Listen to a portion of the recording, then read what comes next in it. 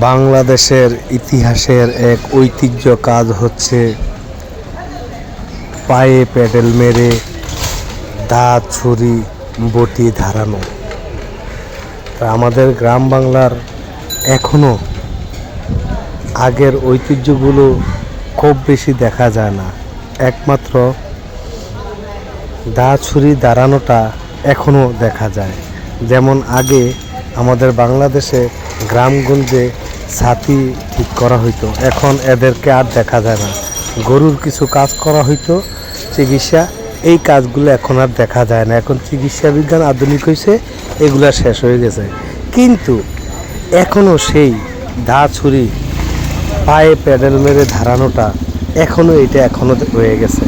আমরা এখন শুধু গ্রামে না, এটা এখন শহরেও আমরা দেখতে পাই যে অলিয়ে গলিয়ে হেঁটে হেঁটে বাসাবাড়ির যত দা বটি ছুরি দাঁড় করানো হয়।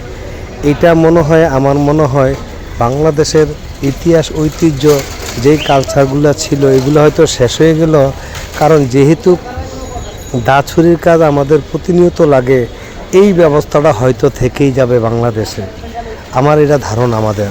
তো আপনাদের যদি এই ধারণাটা হয় তাহলে অবশ্যই কমেন্টে আপনারা উল্লেখ করবেন যে আসলে কি এই ব্যবস্থাটা বাংলাদেশের যেই ঐতিহ্য যে পায়ে প্যাডেল মেরে দা ছুরি বটি দাঁড়ানোটা এটা থাকবে কিনা।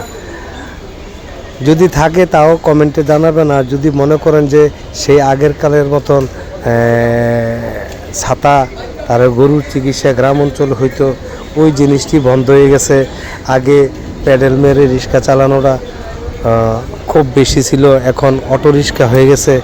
দিন বদলাচ্ছে অনেক কিছু। আগে গ্রামের লোকেরা কিলো মাইলকে মাইল পায়ে হেঁটে চলে যেত, গাড়ি লাগতো না। এখন আমরা ঘর থেকে বাইরে হয়ে আসে না, এখন হাঁটি না, গাড়ি ছাড়া চলতে পারি না। তেমন ওইটা পরিবর্তন হয়ে গেছে। এখন আমাদের প্রশ্ন হচ্ছে আমাদের চ্যানেলের পক্ষ থেকে যে এই জিনিসটা কি, ইতিহাসটা, এই ঐতিহ্যটা কি আমাদের বাংলাদেশে থাকবে কিনা, নাকি এটাও কোনো এক সময় চলে যাবে। তো যেহেতু আধুনিক হচ্ছে তাহলে এটা কিছুটা হলেও কম হবে। যেহেতু আমরা দেখতে পাচ্ছি যে চায়নারা দা ছুরি দাঁড়ানোর জন্য একটা জিনিস বাইর করছে, এদিক দিয়ে দিব ওই দিক দিয়ে বাইর হইলে হয়ে যায়। হয়তো ওই জিনিসটা এখনও অ্যাভেলেবেল হয় নাই দামের কারণে। তো যখন দাম একটু কমে যাবে হয়তো তখন ওইটা অ্যাভেলেবেল হবে।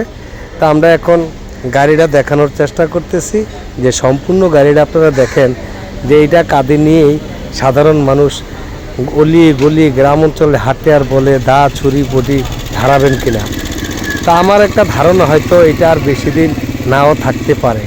তারপরে ওই মেশিনটা যতদিন না অ্যাভেলেবেল হবে, যে কারেন্টের মাধ্যমে অটোভাবে ধার হয়ে যাবে, ওইটা অ্যাভেলেবেল না হওয়া পর্যন্ত মনে হয় এটা চলবে। তো দর্শক বন্ধুরা, আপনাদের মতামতটা অবশ্যই বলবেন যে এই জিনিসটা আর কতদিন চলতে পারে। আপনারা দেখতে পাচ্ছেন যে প্যাডেল মারা গাড়িটা আমরা দেখানোর চেষ্টা করতেছি। তো আমরা এরকম ইতিহাস ঐতিহ্য তুলে ধরার চেষ্টা করতেছি। আপনারা অবশ্যই আমাদের চ্যানেলটা সাবস্ক্রাইব করে রাখবেন।